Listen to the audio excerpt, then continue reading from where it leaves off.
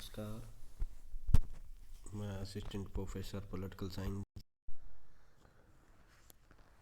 अभी पिछली क्लास में हमने अंतर्राष्ट्रीय राजनीति के जो प्रमुख सिद्धांत है उसके बारे में हमारी बात चल रही थी। हमने ऑनलाइन क्लास में हमने अभी मार्गेंथोवाद के 6 सिद्धांतों के बारे में पढ़ा था। उसी क्रम में अब हम आगे बढ़ेंगे और अंतर्राष्ट्रीय राजनीति के एक नए सिद्धांत जिसको हम व्यवस्था सिद्धांत कहते हैं उसके बारे में पढ़ेंगे। व्यवस्था सिद्धांत पढ़ने से पहले मैं आपको बता दूं कि अंतर्राष्ट्रीय राजनीति में 2 तरह के दृष्टिकोण चलते हैं। एक होता है परंपरावादी दृष्टिकोण, एक होता है व्यवहारवादी दृष्टिकोण या उदारवादी दृष्टिकोण भी इसको कहते हैं। तो परंपरावादी दृष्टिकोण में E.H. Carr, Alfred Zimmern, George Schwarzenberger, Martin Wight, Raymond Aron जैसे विद्वान आते हैं और उन्होंने अंतर्राष्ट्रीय राजनीति में परंपरावादी दृष्टिकोण से अध्ययन करने की कोशिश की है। और सबसे पहले हैडले बुल ने 1966 में वैज्ञानिक प्रणाली को चुनौती देते हुए परंपरावादी उपागम को अपने अध्ययन का केंद्र बिंदु बनाया था। परंपरावादी दृष्टिकोण के बाद में दूसरा नाम आता है व्यवहारवादी दृष्टिकोण का। जब हम व्यवहारवादी दृष्टिकोण पढ़ते हैं तो इसमें किवंसी राइट का नाम जो यथार्थवादी भी है और कुछ हद तक व्यवहारवादी भी है, डेविड ट्रूमैन का नाम, किलपैट्रिक का नाम और ऐसे बहुत सारे लेखक हैं जिन्होंने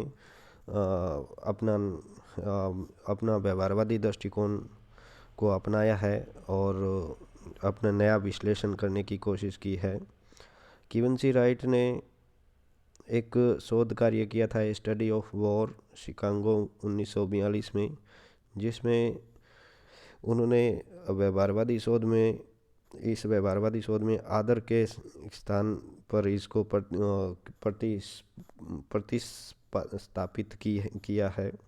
तो इसी क्रम में हम जब आगे बढ़ते हैं तो परंपरावादियों के अगेंस्ट बहुत सारे ऐसे लेखक हैं जिन्होंने व्यवहारवादी बनकर अपने सिद्धांत दिए हैं। और व्यवहारवाद में कई तरह के सिद्धांत हैं, जिसमें पहला सिद्धांत है व्यवस्था सिद्धांत, जिसके बारे में हम विस्तार से हम यहाँ पढ़ेंगे। व्यवस्था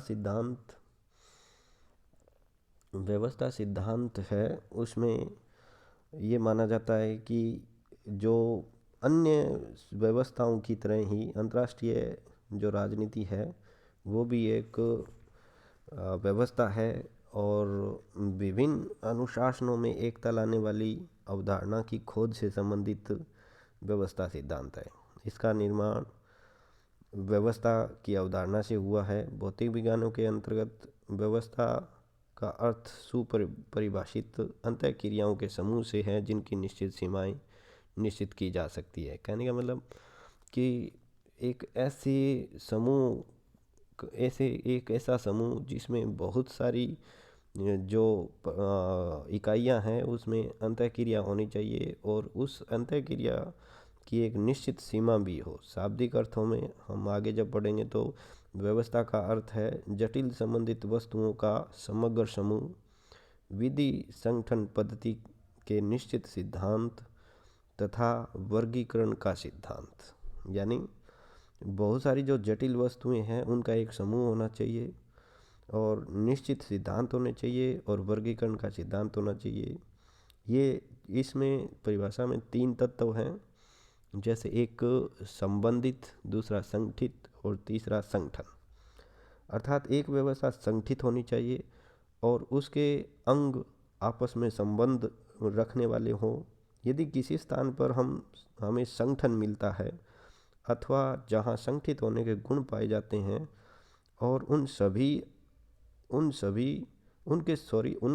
सभी अंग एक दूसरे से संबंध है तो वहाँ व्यवस्था विद्यमान होगी।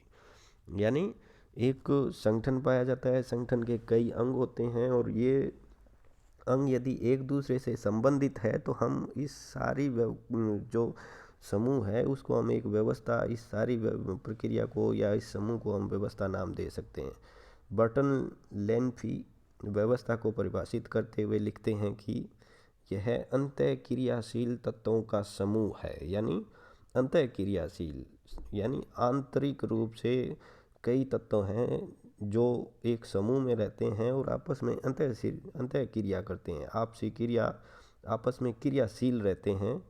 ए set of elements standing in interactions यानी स्टैंडिंग इन इंट्रैक्शन यानी एक इंट्रैक्शन में खड़े हों, ऐसे समूह को हम व्यवस्था कहते हैं। हॉल एवं फैगन के अनुसार वस्तुओं में परस्पर तथा वस्तुओं और उनके लक्षणों के बीच संबंधों सहित वस्तुओं के समूह को व्यवस्था कहते हैं। वस्तुओं के परस्पर तथा वस्तुओं और उनके लक्षणों के बीच, यानी पहला तो वस्तुओं के बीच में होना चाहिए। दूसरी बात, जो वस्तुओं के लक्षण है उनके बीच में जो संबंध हैं, ऐसे समूह को हम व्यवस्था कहते हैं। कैलिनर-चेरी ने कहा है, व्यवस्था एक ऐसा संपूर्ण संगठन है जो लक्षणों के विविध निर्माणक भागों में सम्मिलित रहती है। यानी संपूर्ण संगठन के जो अन्य सभी भाग हैं उनमें हर जगह एक व्यवस्था विद्यमान रहती है। तो ये तो हुई व्यवस्था की परिभाषा। अब अंतर्राष्ट्रीय राजनीति में व्यवस्था कहाँ तक देखी जा सकती है, इसका प्रयत्न सबसे पहले डब्ल्यू थॉम्पसन ने किया और उसका विस्तार है वो मर्टन कैपलन ने किया। यानी इसका इस कल्पना का या इस धारणा का सर्वप्रथम कल्पना है वो थॉम्पसन ने की और उसका विस्तार है वो मर्टन कैपलन ने किया। यानी ये लोग हैं वो अंतर्राष्ट्रीय राजनीति को भी एक व्यवस्था के रूप में देखते हैं। अंतर्राष्ट्रीय राजनीति में व्यवस्था को तीन अर्थों में प्रयोग किया जाता है। पहले अर्थ में अंतर्राष्ट्रीय कार्यकर्ताओं का ऐसा विन्यास जिसमें परस्पर क्रियाएं स्पष्ट रूप से पहचानी जा सके। यानी पहला क्या है, जो एक्टर्स हैं, और एक्टर कौन है, आपसी देश, यानी विश्व के अनेक देश जो एक्टर के रूप में भूमिका निभाते हैं। तो उन एक्टरों के मध्य आपसी जो क्रियाएं हैं उसको हम व्यवस्था कहते हैं। दूसरे अर्थ में हम जो विन्यास हैं, यानी जो क्रिया हो रही है उससे जो विन्यास है वो स्वयं विन्यास का स्वरूप ही राज्यों के व्यवहार की व्याख्या करता है। यानी जो विन्यास हमने जो आपसी क्रिया से जो विन्यास बना है उसका अध्ययन जब करते हैं, जिससे हमें राज्यों के स्वरूप के बारे में पता चलता है या व्यवस्था के स्वरूप के बारे में पता चलता है, तो या उसके व्यवहार की व्याख्या की जा सकती है उस विन्यास से। तो दूसरा ये अर्थ हुआ। तीसरा अर्थ, अंतर्राष्ट्रीय राजनीति के अध्ययन में विशेष प्रकार की प्रविधियों का प्रयोग को व्यवस्था कहते हैं। अब दूसरी जो विभिन्न टेक्निक्स यूज की जाती है उन टेक्निक्स के प्रयोग को व्यवस्था कहते हैं। तो पहला अर्थ है जो वास्तविकता का दिग्दर्शन करवाता है, यानी हमें दर्शन करवाता है। जेम्स रोजिनो ने इसी अर्थ में व्यवस्था सिद्धांत का प्रयोग करते हुए इसे वर्णन का एक तरीका माना। दूसरा अर्थ जो मैंने बताया वो वास्तविकता की व्याख्या करता है। केनेथ बोल्डिंग और चार्ल्स मैक्लेलैंड है, उन्होंने इसी अर्थ में व्यवस्था का प्रयोग किया और अंतर्राष्ट्रीय व्यवहार के चरों की व्याख्या करने का प्रयास किया। तीसरा जो अर्थ मैंने बताया जो कहता है कि जो विभिन्न प्रविधियाँ यूज की जाती है, वो कहता है कि वो अंतर्राष्ट्रीय व्यवस्था वास्तविकता का विश्लेषण करता है। पहला दर्शन करवाता है, दूसरा उसकी व्याख्या करता है, तीसरा विश्लेषण करता है। और इसमें जॉर्ज लिस्का, आर्थर ली बर्न्स नाम के जो व्यक्ति थे उन्होंने इस दृष्टिकोण को अपनाया और अंतर्राष्ट्रीय राजनीति में लागू किया। संक्षेप में हम कहें तो विश्लेषण प्रणाली के रूप में व्यवस्था विश्लेषण की धारणा अंतर्राष्ट्रीय राजनीति को एक व्यवस्था के रूप में प्रतिपादित करने की चेष्टा है।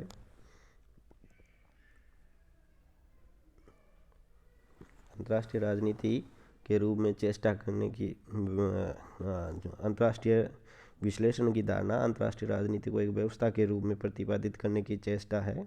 इसी क्रम में जेम्स रोजेनाउ ने 1960 में अपनी पुस्तक में लिखा था, अंतर्राष्ट्रीय गतिविधियों के अध्ययन में जो नवीनतम प्रविधियाँ विकसित हो रही है उनमें से संभवतः सबसे अधिक महत्वपूर्ण और लोकप्रिय प्रवृत्ति पूरे अंतर्राष्ट्रीय जगत को व्यवस्था मानकर चलने की है। यानी जेम्स रोजेनाउ ने 1960 में ये अपनी बुक में लिख दिया था कि अब फिलहाल जो भी प्रविधियाँ या टेक्निक्स यूज की जा रही है उसमें से जो व्यवहार से संबंधित या जो अंतर्राष्ट्रीय राजनीति को व्यवस्था मान के चल रही है वो सबसे इम्पोर्टेंट है।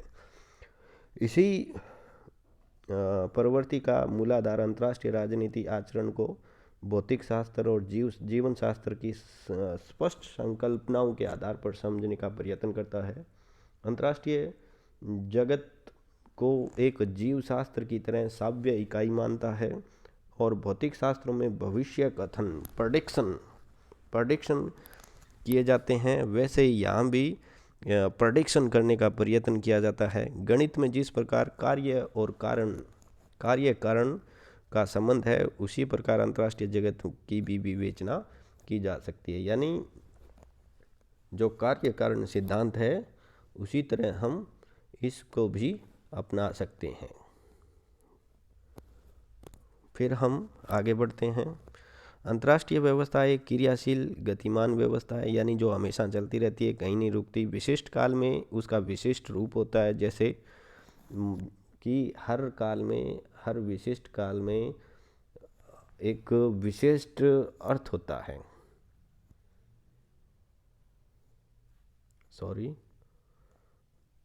विशिष्ट अर्थ होता है।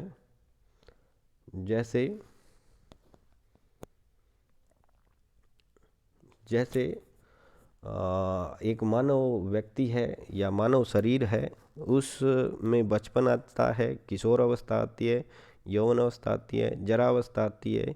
यदि एक व्यवस्था के समस्त अंग समान रूप से विकसित होते हैं तो वह स्वस्थ विकास होता है। यानी जब इस एक व्यवस्था में यदि हम मानव शरीर को एक व्यवस्था माने तो उसमें सभी अंग यदि एक संतुलित तरीके से काम करें और उसका विकास हो तो व्यवस्था का विकास होता है, यानी शरीर का विकास होता है। और यदि कोई एक अंग ज़्यादा बढ़ जाता है या एक अंग छोटा रह जाता है तो इसका मतलब वो व्यवस्था है वो स्वस्थ नहीं रहती, उसमें असंतुलन आ जाता है। और उसी असंतुलन को संतुलित करने के लिए जबर जैसी क्रिया होती है और फिर व्यवस्था को संतुलित किया जाता है। यानी जब व्यवस्था फैल होती है तो फिर क्रांति होती है और फिर क्रांति के माध्यम से व्यवस्था को सुधारा जाता है।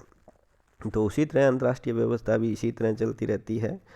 और एक अंतर्राष्ट्रीय राजनीतिक व्यवस्था को हम क्षेत्रीय आधार पर संगठित अर्ध स्वायत्त कानूनी और तथ्यात्मक राजनीतिक इकाइयों में एक सेट के रूप में देख सकते हैं।